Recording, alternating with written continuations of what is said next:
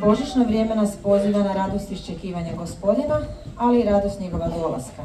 Taj osjećaj pokušat će vam uveličati naše gošće i susjedne nam općine pjevačka skupina Kuda Stari Graničar iz Cirkvena.